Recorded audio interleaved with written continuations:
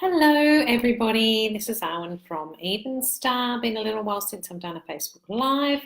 Hope everyone out there is very well, because I always say be well and I do mean it. So tonight I wanted to talk about a topic that probably a lot of people don't know too much about, except in the context of when we see mould in a place that we know it's not meant to be. So my topic is mould, and I'm calling it the phantom menace. So mould is something that is obvious to us when we pull out a block of cheese and it's more white than yellow, or you pick that last cherry tomato out of the punnet that's been sitting in a bit of water and it's got a bit of a furry bottom. But what a lot of people don't know is that many buildings that we live and work in have been subjected to water damage and in fact contain a lot of mould within the building. Now, why should you care about this? Well, the problem is that a lot of common symptoms that many people complain about day in, day out, and you might go to your GP and talk about an achy joint, or the fact that you're constantly getting respiratory, not infections, but getting problems with your respiratory system, getting blocked up.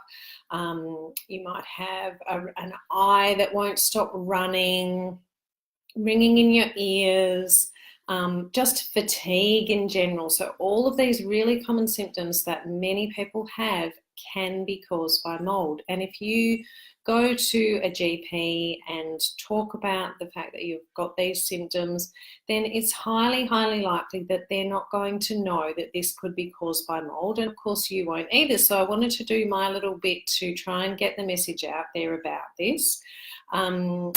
Firstly, I would like to say I first heard about this through the Low Tox Life website and podcast, and this is something that I would highly recommend to everybody out there, because there's so much good stuff on there on how to live a life that is much more free of toxins than it probably currently is, because I think we are all surrounded by so many toxins that, again, many people aren't aware of. So not just the mould that might be in your home or in your place of work, but environmental toxins from pollution, from electricity, from all the devices we're constantly surrounding ourselves with, flavourings, colourings, preservatives in our food, scents, fragrances are a really big one. All those artificial fragrances, especially in perfumes, in scented candles, all of these things that you go into, a shopping centre and you breathe in all these things and you're surrounded by electronics, and even just not in a shopping centre, even in your home or in your place of work, we have so many toxins battering us all the time that many people aren't aware of, and this is having a toll. And my belief is that this is something that's contributing to all of the mounting numbers of chronic illness that is out there. So anyway, Low Tox Life, highly recommend. Go to the website, it's just Low Tox Life, all one word, TOX for tox. .com, and so many resources, so many free resources on there, and so much fabulous information. So I first heard about mould through listening to the podcast for Low Tox Life. And the founder of Low Tox Life actually had a really serious mould illness herself. So there is a lot more information on there about mould specifically as well, but I just thought it's really because the fact that a lot of the symptoms of it are things that so many people complain about, and will come to my practice with, and just chatting with people, that so many people have these things. Now, I'm certainly not saying that if you have a constant ache in your knee, like I do at the moment, that means you've got mould illness. But if you have a number of those different symptoms, you might be feeling fatigue all the time and it's unexplained, you get a good night's sleep, you eat well, you exercise, if you do all those other things. So I'm really looking at this from my perspective of what I call even star, 5-star wellbeing. So looking at our food, looking at the fact that we move our bodies, looking at the fact that we look after our mental, emotional health, which I call being, and also the fact that we need to look after our surroundings. And I think the surroundings are something which a lot of the time we don't have control of. You don't have control of what's going to be coming at you in terms of the environment, toxins in your place of work. But we really, really need to try to work hard at getting our homes as toxin-free as possible. So with mould, there's been a lot more discovered about it in the last few years. There's a really detailed protocol for treating it. So I guess what I'm suggesting is if you do have a number of these symptoms, then you might like to do a bit more research into it. We can't expect our GPs to know everything about everything. They have such a massive and virtually impossible job to know how to deal with everybody with all, and especially with these common symptoms, that it could be so many things. So you need to do your own research in this. Hi Sue, and hi to everybody else as well. I try not to interrupt myself by saying hi, but I don't like to be rude and not say hi back. I would suggest, first of all, starting with Low Tox Life, and then there are websites, specifically mould illness websites. Do be aware a lot of the research is being done in America, and their spelling of mould is without the U. So if you're doing some Googling, then have a look at just MOLD.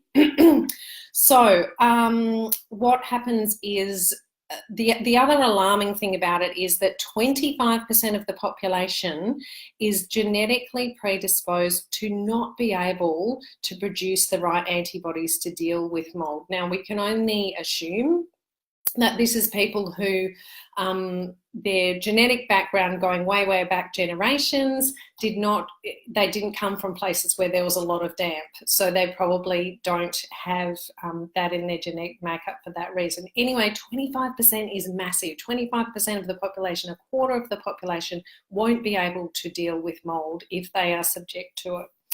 So that is a really serious thing. What happens then is when you are subjected to mould and you can't, your body can't fight off that toxin in particular, then what's developed is a thing called chronic inflammatory response syndrome, which is otherwise known as CIRS, C-I-R-S. And again, there's lots of information available. Obviously, be careful when you're looking for information on the internet about what your sources are. But if you go to lowtoxlife.com to start with, then you'll get into some good information. So what I wanted to mention are some steps that you can take to try and make happy home surroundings as prevalent as possible for you. And there are some things that you can do in your workplace as well, but if it's not your own business, it might be a bit hard. And, having our homes as healthy as possible, again, is just so important because, again, even not just at work, but when we're out and about, that we're bombarded by various toxins from things, as I spoke about before. So number one thing, really easy, is open up. Open your doors and windows. Fresh air is the key enemy of mould, and that is going to really help to deal with the problem, to dry things out and get rid of the mould before it even starts. Cleaning regularly, so pretty obvious. I'm sure most of you do that anyway, but vacuuming and dusting really thoroughly, changing linens weekly is all going to help as well. If you do find that you have a build-up of mould, so in my new house, the windows are really thin, so moisture condenses on them whenever it's much warmer inside than it is outside, and so you get this lovely pattern of droplets on the window early in the morning in winter, and that then runs down the window pane and accumulates in the bottom of the windows. Now, depending on your windows, it might not accumulate, but I have these beautiful metal window frames. So one of the beautiful jobs that I had in my new house was actually literally scraping out the old, dry, black mould from the bottoms of the windows. So that's a big cleaning job, but if you're looking after your house regularly, that probably isn't something you're going to have to do. Dehumidifying. So if you do live in an environment that's particularly damp, now for those of you who are in Melbourne, in Victoria, it's not too bad, but we still can get some humidity. You can buy a little device that will measure humidity, and if I think we want it to be, I can't remember, it's below 60, I think, that the level of damp in your house. So you'll be able to find the instructions on it anyway. So you can buy that to detect if you think that your house may be suffering from damp. But a dehumidifier is a really good idea if you do live in a damp climate as it is. The other thing is houseplants. Again, a really easy thing. So houseplants are beautiful for dealing with toxins in your environment. Spider plants especially, I've heard, are really in particular good with dealing with mold. So I have lots of them in my house now. So just getting plants, they're so good. They create oxygen, they remove the toxins from the air around you, and are going to really help with cleansing your environment. That is something you can potentially take to work. Take a little pot plant to your office with you. I'm sure nobody's going to complain about that. Okay, the other thing, of course, I'm going to talk about essential oils. So these are great for cleansing the air in your environment, cleansing your surroundings. The best ones for mold are probably tea tree, oregano, and clove. Tea tree is just a beautiful cleanser in all ways. So the beautiful thing about essential oils is they're going to work on all levels, physical, emotional, mental, spiritual, and tea tree does that beautifully. So it's a really good thing for cleansing. If you feel a heavy energy, you feel a negative energy, negative energetic presence where you are, then using tea tree is going to help. But it is great for mold as well. Oregano, however you would like to pronounce it, is really probably the strongest antifungal oil, but it does not smell very nice. So it's not one to put in your diffuser, but it is a great one for cleaning with. But you probably want to combine it with like a citrus, like lemon is beautiful with oregano, so that you have a bit more of a nice aroma. And then clove as well. Now, clove is a bit of a personal one. I don't actually like the smell of clove myself, but some people love it. So that's another one. You can diffuse clove and you can use it in your cleaning products. And I think I actually did a little Facebook post earlier this week that had a clove paste that you can make. And there's definitely something on that on the Low Tox Life website as well. So really good for cleaning out that dry mold in the bottom of my windows. Okay, so I guess what I would say is just bear this in mind. If you have a few of these symptoms, it's probably something that's worth investigating. You might need to go beyond your standard GP. They may know something about it, but you're going to find the list of particular practitioners who can deal with it if you go to a mold illness website or potentially on Low Tox Life. And do bear in mind as well that somebody who can assess the health of your home is called a building biologist. So they can definitely detect levels of mold throughout your house and tell you where that might be coming from and what you might need to do about it. So they are really useful people. For them to assess your house, it's usually around $600, $700, but that is an amazing investment if it means that everybody in the house is going to be able to be more well because you deal with a mold or a damp issue. So I hope that is useful information, a little bit different than what I often talk about, but as I said, it is some part of my surroundings aspect of 5-star wellbeing, so something that is very close to my heart and something that I would like more people to know about. Please spread the message yourselves so that more people can be aware that this is a problem. A massive number of buildings in Australia are water damaged, and many people don't know what the consequences of that can be for their health.